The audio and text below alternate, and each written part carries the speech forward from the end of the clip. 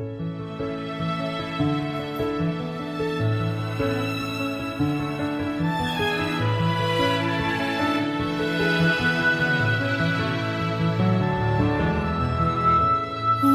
ka nang malungkot, huwag kang mawalan ng pag-asa.